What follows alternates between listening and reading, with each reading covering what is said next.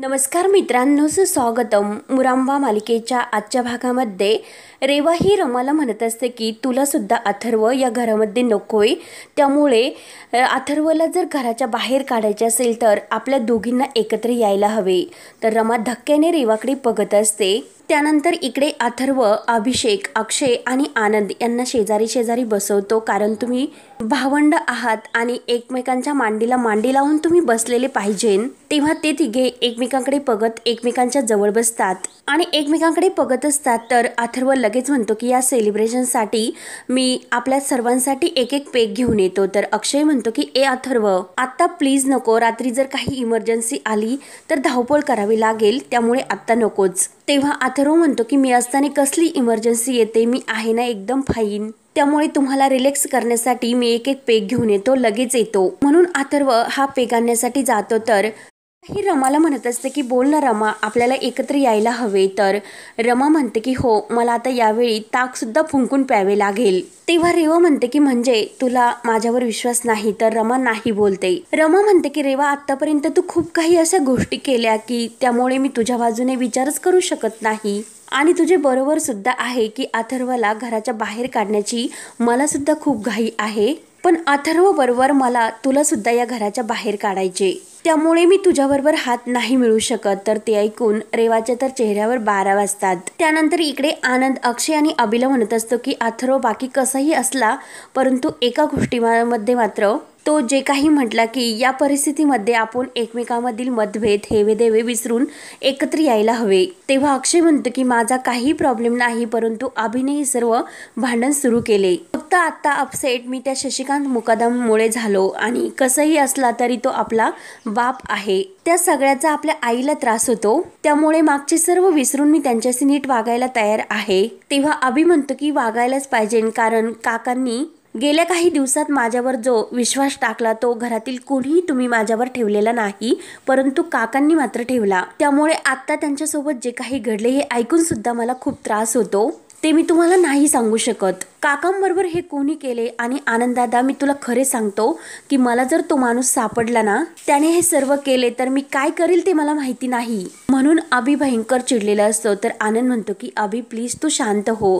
तर अभि म्हणतो की मी शांत होऊ शकत नाही, आणि हाच मुद्दा आहे, जे मी काही बोलतो ते अक्षयने बोलले पाहिजे, परंतु हा तर काही बोलत नाही, गप्पच आहे. याला त्यांच्याबद्दल काही वाटतच नाही, म्हणूनच गप्प असेल. तेव्हा अक्षय म्हणतो की आभ्या, मला सुद्धा ते कळते की एखाद्या माणसाला लागलेले आपण त्यांच्याशी माणुसकीने वागले पाहिजे, परंतु शशिकांत मुकादम आहे तो, आणि ठीक आहे मी विसरायला सुद्धा तयार आहे, आणि मला हे सुद्धा वाटत नाही की त्यांच्या बाबतीत हे असे घडावे.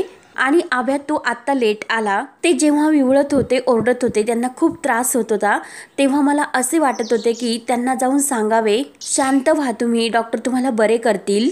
तेव्हा अभि म्हणतो की मग सांगितलेस का? सांगितले नाहीस ना, मग हाच तर मुद्दा आहे ना. आता या परिस्थितीत या क्षणाला एकदा स्वतःचा इगो बाजूला ठेवून त्यांच्याशी जर बोलायला गेला असता तर काही बिघडले असते का? तेवढ्यात अथर्व हा एक दारूची बॉटल आणि 4 ग्लास घेऊन येतो, आणि या एकत्र येण्याचे सेलिब्रेशन तर व्हायलाच हवे, म्हणून प्रत्येक ग्लासमध्ये तो दारू होतो, आणि सर्वजण एकमेकांना चेअर्स करतात, दारू पितात. तर अथर्व म्हणतो की सर्वजण तिघे एकत्र भाऊ खरंच किती छान दिसतात, आणि अथर्व शेवटी त्याचा प्लॅन सक्सेस करत असतो. त्यानंतर इकडे रमा ही अक्षयची वाटच बघत असते, आणि जेव्हा अथर्वने अक्षयच्या मोबाईलवर फोन केलेला असतो ते क्षण रमाला आठवत असतात. आणि तेवढ्यात अक्षय आतमध्ये येतो, आणि अक्षय दारू पिलेला असतो. तर रमा बाजूला होते. तर अक्षय म्हणतो की आय एम सॉरी रमा, मी पुन्हा दारू पिलो. मला माहिती आहे की रमा, तुम्हाला अनेकदा सांगितले की दारू पिऊ नका, परंतु आज मी मात्र पिलो. मला काहीच कळत नाही रमा, मी दादानी आणि आनंद दादानी, अभिने सर्वांनी घेतली. काहीच कळत नाही की नेमकं हे सर्व काय चालले ते. अक्षय खाली बसतो. मला काहीच कळत नाही की मी कोणाला सपोर्ट करू आणि कोणाला विरोध करू. आता नेमकं काय मला वाटायला हवे हेच मला कळत नाही. रमाला अक्षयची ती अवस्था बघून खूप वाईट वाटत असते. त्यानंतर इकडे पार्वती आजी सुद्धा शशिकांतची ती झालेली अवस्था बघून तिला सुद्धा खूप रडू येत असते. तर जान्हवी ही आजीला समजावते. आजी म्हणते की जान्हवी, अगं त्याची अवस्था मला नाही बघूशी वाटत, आणि आपला शशिकांत तर बरा होईल ना? तर जान्हवी म्हणते की हो आजी, नक्की होईल. आजी रडते आणि म्हणते की अगं जान्हवी, शशिकांतला जर काही झालंय तर मला नाही सहन होणार, म्हणून आजी आणखीनच रडते. जान्हवी आजीला समजावत म्हणते की आपण सर्वजण आहोत, आपण सर्वांनी मिळून बाबांना बरे करूयात. आजी, इतक्या दिवसापासून मी तुम्हाला इतके हळवे होताना कधीच बघितलेले नाही, पण तुमची ही अवस्था बघून मला एक अशी कविता आठवते की, आणि इंग्लिशमधून ती कविता ती आजीला म्हणून दाखवते. आणि आई आजी, या कवितेचा अर्थ काय होतो तुम्हाला कळतो का? कारण जर आई खुश असेल तरच तिची पिल्ले खुश असतात. तुम्ही जर धीर धरून राहिलात तर बाबा नक्की लवकर बरे होतील. तुम्ही प्लीज अशा खचून जाऊ नका, सगळं काही छान होईल. तर पार्वती आजीला जान्हवीचे म्हणणे पडते. त्यानंतर इकडे अक्षय सुद्धा रमाच्या मांडीवर डोके ठेवून रडत असतो आणि रमाला म्हणतो, मी कितीही काही नाही म्हटलो तरी तो शशिकांत मुकादम माझा बापच आहे. आणि त्या माणसाची आत्ता सध्या काय अवस्था झाली, त्याची ही अशी अवस्था बघून माझी आई खरंच बिचारी खूप खचली. तिला त्रास होतो, तिला जर त्रास झाला तर मी सुद्धा नाही जगू शकणार. आणि त्या माणसाला जर काही झाले तर मी कुणाशी भांडणार, कुणाला सिद्ध करून दाखवू की मी तुमच्यासारखा नाही म्हणून. रमा म्हणते की नाही हो, त्याची नाही गरज. तर अक्षय म्हणतो की नाही, गरज कशी नाही, कारण लहानपणापासून मी हे सिद्ध करत आलो की मी तुमच्यासारखा नाही.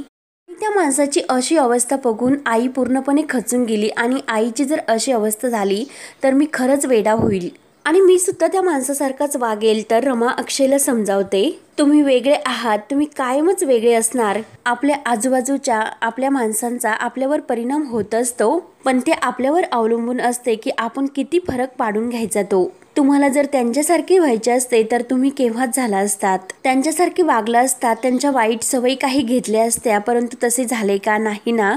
मला मान्य आहे की शशिकांत मुकादम आणि तुमचे नाही पटत, ते तुम्हाला आवडत सुद्धा नाही, कारण त्यांनी तुम्हाला खूप त्रास दिला, पण ते तुमचे बाबा आहेत हे सत्य तर आपण नाकारू शकत नाही ना. कधी कधी त्या माणसाला त्याच्याच भाषेत समजून सांगितले तर नाही समजत, प्रेमाचे 2 शब्द सुद्धा पुरेसे असतात. तर इकडे सीमा ही शशिकांतची ती अवस्था बघून त्याच्या हातामध्ये हात देऊन खूप रडत असते. तर इकडे रमा ही अक्षयला समजावते की एकदा तरी तुम्ही प्रेमाने त्यांच्याशी बोलून बघा, कदाचित ते सुद्धा तुमच्याशी प्रेमानेच बोलतील. तेव्हा अक्षय म्हणतो की प्रेमाने हा माणूस बदलेन असे वाटते का तुला? रमा म्हणते की बदलले तर अक्षय म्हणतो की नाही. रमा म्हणते की प्रयत्न करा, तुम्ही एक पाऊल पुढे टाकून बघा, ते नक्की तुमच्याशी प्रेमाने वागतील. आणि जर तुमच्या दोघांमध्ये सर्व काही व्यवस्थित झाले तर आईंना सुद्धा बरे वाटेल. आईंना जर बरे वाटेल तर तुम्हाला सुद्धा बरे वाटेल. तर अक्षय खूप रडत असतो. रमा सुद्धा रडत अक्षयला समजावते की ते आपल्या कुटुंबाचे भाग आहेत आणि आता आपल्या सर्वांची त्यांना खरंच खूप गरज आहे आणि त्यांचे सगळं करणं हे आपले कर्तव्यच आहे. आणि सगळ्यात जास्त एक मुलगा म्हणून तुमचे जास्त कर्तव्य आहे. आणि जर मुलगा म्हणून तुम्ही हे सर्व नाही करू शकलात तर ते तुम्हालाच नाही आवडणार. अगं अक्षय म्हणतो की अगं रमा, मला सर्व करूशी वाटते, पण इतक्या दिवसांचा राग आहे माझ्या मनामध्ये, तो कसा इतक्या लवकर जाईल, कसा मी इतक्या लवकर सर्व काही विसरून जाऊ. या माणसाला आपल्याला 3 मुले आहेत याची सुद्धा लाज वाटत होती. लहान असताना एकदा मी त्यांच्या सोबत पार्टीला गेलो होतो, कदाचित लहान होतो म्हणून त्यांनी मला पार्टीला नेले असेल. आणि जेव्हा मी तेथे खेळत होतो तेव्हा मी त्यांना म्हटलो की बाबा मला आईस्क्रीम खायची. तेव्हा ते माझ्याकडे इतक्या रागाने पाहिले आणि तेव्हा ते एका बाईशी गप्पा करत होते आणि ते त्या बाईला सांगत असतील की मी तरुण आहे, माझे लग्न झालेले नाही. आणि त्याच वेळेस अचानक मी त्यांना बाबा म्हणून हाक मारली, त्यामुळे त्यांचा इगो दुखावला असेल. तेव्हा त्यांनी माझा हात धरला आणि बाजूला घेऊन जाऊन 2 अशा मुस्कटात लावल्या आणि खबरदार, मला 4 चौकात जर असा बाबा म्हणून हाक मारशील तर असे मला धमकावले. आईस्क्रीम खायचे तुला, आईस्क्रीम म्हणून असे 2-4 आईस्क्रीम तोंडात कोंबली. माझ्या आईस्क्रीम इतकी गार होती तर माझे जीभ तोंड इतके नम्र झाले होते की मला काहीच बोलता येत नव्हते. तेव्हा शेवटची मी त्या माणसाला बाबाशी हाक मारली. तर रमाला सुद्धा ते ऐकून खूप वाईट वाटते.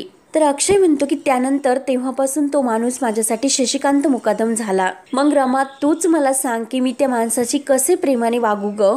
ते नाही शक्य वाटत. तर रमा अक्षय जवळ बसते आणि विचारते की तुम्हाला आता ते परत बाबा म्हणून हवेत का? आणि शशिकांत मुकादमला अशा अवस्थेत बघून तुम्हाला खरंच भीती वाटली ना? जर त्यांना काही झाले आणि ते आपल्या आयुष्यातून निघून गेले तर ते तुमचे बाबा आहेत, त्यामुळे तुम्हीच मोठ्या मनाने त्यांना माफ करून टाका. तेव्हा अक्षयला रमाचे म्हणणे पटते आणि अक्षय शशिकांत मुकादमच्या रूममध्ये येतो. शशिकांत मुकादम जवळ बसतो आणि त्यांच्याकडेच बघत असतो. तर सीमा येते. सीमा म्हणते की काय रे अक्षय, झोपला नाहीस? जाऊन झोप. तेव्हा अक्षय म्हणतो की तू सुद्धा झोपली नाही, तू झोप. तेव्हा सीमा म्हणते की कशी झोप लागणार, यांच्याशी कुणीतरी जवळ असायला हवे. अक्षय म्हणतो की मी बसतो, तुझा झोप. सीमा म्हणते की नाही नको, मी आहे त्यांच्याजवळ, तुझा झोप. तेव्हा सीमा जायला निघते तर अक्षय म्हणतो की मी बसतो बाबांजवळ. तर सीमा तो शब्द ऐकून तेथेच थांबते तर शशिकांत लगेच म्हणतो की बछड्या, काय म्हटलास बछड्या, मला बाबा म्हटलास. तर सीमा सुद्धा लगेच शशिकांत जवळ येते. तर शशिकांतला सुद्धा खूप आनंद होतो, कारण अक्षय त्याला आज चक्क बाबा म्हटला आणि ते सर्व बघून सीमाला सुद्धा खूप आनंद होतो. तेव्हा शशिकांत म्हणतो की सीमा ऐकलेस की आज बछड्या मला बाबा म्हटलात, आणि ए बछड्या, अरे परत एकदा म्हण मला बाबा. तेव्हा अक्षय सीमाला म्हणतो की आई त्यांना प्लीज शांत होण्यासाठी सांग की त्यांना खूप त्रास होतो. तेव्हा शशिकांत तेच म्हणत असतो की माझा बछड्या मला बाबा म्हटला. तर सीमा अक्षयला समजावते आणि शशिकांत तेच म्हणत असतं की बछड्या एकदा मला बाबा म्हण. तेव्हा अक्षय सीमाला म्हणतो की त्यांना जर काही हवे असेल तर सांग, मी बाहेरच आहे आणि तू सुद्धा झोप. तर अक्षय बाहेर निघून जात असतो. तर शशिकांत त्याला तेच म्हणत असतं की बछड्या प्लीज एकदा बाबा म्हण, आणि अक्षय बाहेर जातो. तर सीमा म्हणते की तुम्ही प्लीज शांत व्हा आणि झोपा. तर शशिकांत म्हणत असतो की नाही सीमा, आज मी नाही झोपणार, कारण माझ्या आयुष्यातील तो खूप आनंदाचा दिवस आहे. माझा बछड्या मला आज बाबा म्हटला, आयुष्य जगल्यासारखे वाटते आणि आता मला मृत्यू जरी आला तरी चालेल. सीमा म्हणते की काय बोलता तुम्ही, असे नाही बोलायचे, त्यामुळे तुम्ही झोपा, तुम्हाला त्रास होईल. शशिकांत म्हणतो की नाही झोपायचे, हा आनंदाचा क्षण सेलिब्रेट तर करायलाच हवा. माझा पेक घेऊन ये आणि बछड्या मला तुला बघायचे, माझ्या डोळ्यावरची पट्टी काढा, मला माझ्या बछड्याला बघायचे. तेव्हा सीमा म्हणते की शांत व्हा आणि झोपा. तर शशिकांत तेच वाक्य बोलत झोपी जातो. तर सीमाला सुद्धा ह्या दोघांमधील म्हणजे अक्षय बाबा म्हटलेले ते बघून आनंदच झालेला असतो आणि हा भाग येथे संपतो. तर पुढील भागामध्ये शशिकांत हा सर्वांसमोर आपल्या डोळ्यावरची पट्टी काढून आरशामध्ये डोळा बघतो. तर तो डोळा बघून त्याला खूप असे वाईट वाटते आणि जोराने आरसा फेकून देऊन तो नाही म्हणतो आणि सर्वांना सुद्धा शशिकांतच्या डोळ्याची ती अवस्था बघून खूप वाईट वाटते.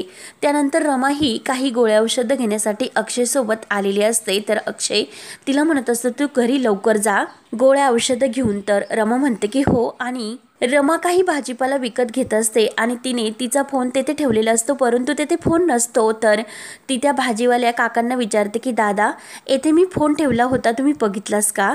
तेव्हा रमा आपला फोन शोधत असते, परंतु फोन शोधत नाही. त्यामुळे रमाला खूप टेन्शन येते आणि तिला घरी जाण्यासाठी सुद्धा खूप उशीर झालेला असतो. तेव्हा आता पुढे काय काय होत राहणार हे पाहण्यासाठी चॅनलला नक्की सबस्क्राईब करत राहा. धन्यवाद.